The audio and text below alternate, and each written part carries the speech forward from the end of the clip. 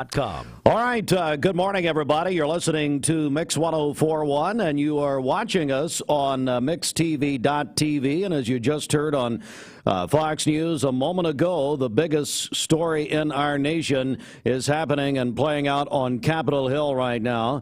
And we go live to Washington. We're joined by our Congressman, Chuck Fleishmann. Congressman Fleishmann, good morning.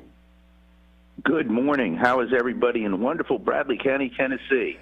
Well, Congressman, we're doing good, but everybody's talking about what's happening in our nation's capital. Can you bring us up to date on the very latest? Absolutely, absolutely. As we know, a new Congress, the old Congress, 117th, was dissolved earlier this week, and the new Congress began. And my party, our party, the Republican Party, is in the majority with 222 seats, and you need 218 to govern. Two Democrats are not present. One passed away and one resigned the last part of last year. So the Democratic side is too short. But the reality is we are having an epic and a historical battle for Speaker of the House, which is a very unique constitutional position. It's third in line to the United States president. It's the person who will lead the House for the next 2 years. And my friend Kevin McCarthy, who I have backed before, during, and after, has had 6 votes. I've been present. I've been omnipresent on the floor, working to try to get there. But progress is being made, but it's a difficult time. We're joined by Congressman Chuck Fleishmann. Reading that there was work and a lot of conversation overnight, early this morning. From what we're hearing and what we're reading in the national media this morning, there is maybe a peak of light as far as some progress. Is that what you're hearing? That is absolutely correct, and I'm glad you asked about that. Putting it in perspective so that and if our listeners are watching on C-SPAN, they will see me there. I'm in the middle of this. I've always been, as you know, sir, a catalyst for positive change, a peacemaker, somebody working to try to bring people together as opposed to driving people apart. Through the 6 votes, largely it has stayed the same. Those people who support Speaker McCarthy have stayed with him. Those who have not, and I'll be specific, 20 members who have decided on their own reasons not to be able to cast a vote for him. And then, of course, on the Democratic side of the aisle, they have been unified with an insufficient amount of votes, thank goodness, for Hakeem Jeffries of New York. But last night, after 6 votes, we adjourned at 8 o'clock in the evening, and progress is being made. I want to stress that. Progress is being made.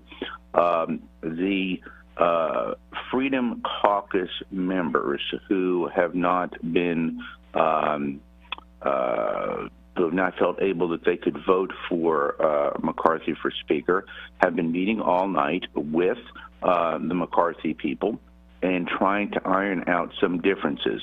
There's a lot of differences in terms of our rules package. And so I can be specific for our listeners, because when you're in D.C. all the time, there's a tendency, as you know, to start living, breathing, thinking D.C. I always live, think, and breathe Tennessee, and Bradley County I love so much. But so that you know, the rules package will govern the House, so it changes from time to time.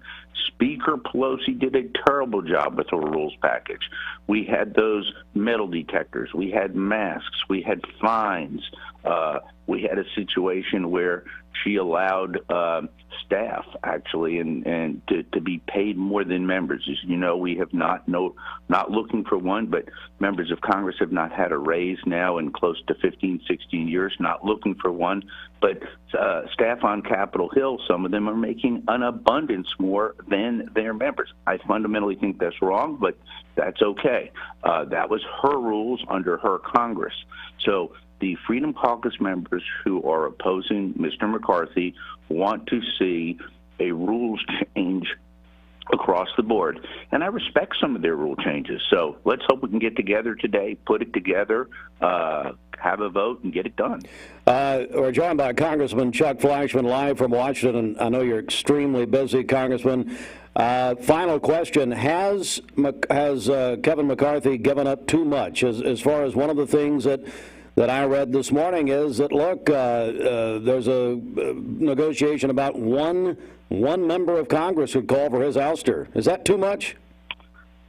Let's talk about that. That's an excellent question. That's a decision that whomever the Speaker of the House is going to be has got to live with that in their rules package. And I have now gone through several speakers, Republican and Democratic. We have never faced this type of a rule. And when we did, it would have required a majority of the majority in the Republican Party, or if it was on the Democratic side, in the Democratic Party. So this is a very important rule because it literally allows one member to create that type of what we would call a no confidence vote, or in American politics, a motion to vacate the chair. Now, having said that, that's got to be something that Kevin McCarthy has to make that decision. I'm an appropriator, as you all know. I'm going to be one of the 12 cardinals in Congress, so that's a very important position. That's a position where that's a subcommittee chairmanship on the Powerful Appropriations Committee. It's going to mean I'm going to be able to bring things back for Bradley County. By the way, I'm representing all of Bradley County, thank God, in the new Congress. I am so thankful. I had it all when I went to Congress. Kept part of it for a decade due to redistricting, and now I'm back representing all of Bradley County. But to answer your question, if Kevin McCarthy feels that he can live with that rule as Speaker, that's got to be his call. He will have the duty of governing the House, and that means the entire House, not just Republicans and Democrats. That's where the majority and minority leaders come in. That's Mr. Scalise, and will probably be Mr. Jeffries. But if Kevin can live with that, I can live with that. Congressman Chuck Fleishmann, prediction: will Kevin McCarthy be the next Speaker of the House? I think he will get there, yes, sir. Okay. Right now, there is nobody else. And let me be clear about this. We have had these discussions for over 2 months, closed door, open door, very good, candid discussions. And I know some people are calling my office, put so-and-so for Speaker, put this and that, and the like. One would be Steve Scalise, is what we're hearing.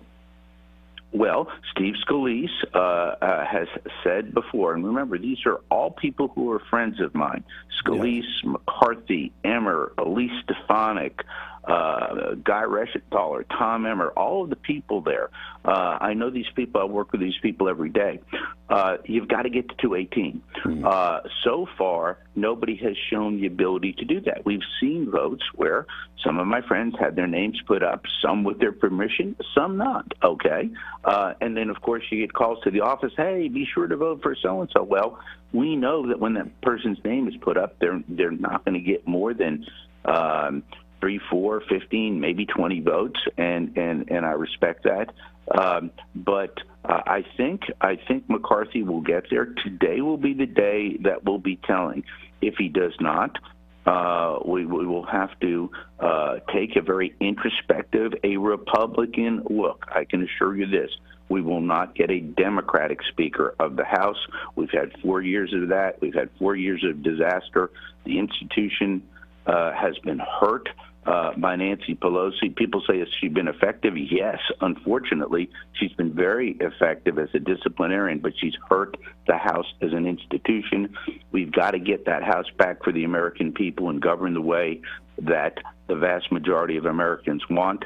Thank God we have the majority as Republicans. The Democrats have the Senate. The Democrats have the White House. And this country is falling apart. We've got to get back in there with Bradley County, Tennessee, values that are great, that are pro-God, pro-country, pro-common sense, and we're going to get the job done. Congressman Chuck Fleishmann, I can't thank you enough for your time this morning. You're at the center of the biggest story in our country this morning, right there in the nation's capital. And I told you yesterday, I text you, I said, I'm seeing you more than I am the news anchors. You were right there in the front row. So. I am right in the middle of this because the people who put me there, and remember, my heart is that of a peacemaker. My heart is that of bringing people together for the good of this country. And that's what I have done for 12 years in Congress. I'm going to continue to do that. I don't want to be divisive. I want to be a healer, a peacemaker, and moving forward, moving our great country forward. And I pray every day. I'm going to ask only one thing of our constituents, that when you say your prayers, you say a great prayer for the greatest nation the world has ever seen, the United States of America, and I appreciate that so much. Congressman Chuck Fleishmann, Congressman, thank you very much. We appreciate it. Yes, sir. Wish you the best. Call again. Thank you again. We will. All right. Chuck Fleishmann, our Congressman Fleishmann, live from Washington this morning. As you heard, his prediction that Kevin McCarthy will get the votes and will become the Speaker of the House. But we have no Speaker of the House right now. It's a situation we've not seen in about 100 years, history teachers would tell us. And one in which last time this happened, there were over 100 ballots. You know, by the way, hello, Bridget. Bridget, Hi. how are you? Hi, I'm fine. Are you still here? I'm here. I didn't realize Are you still here?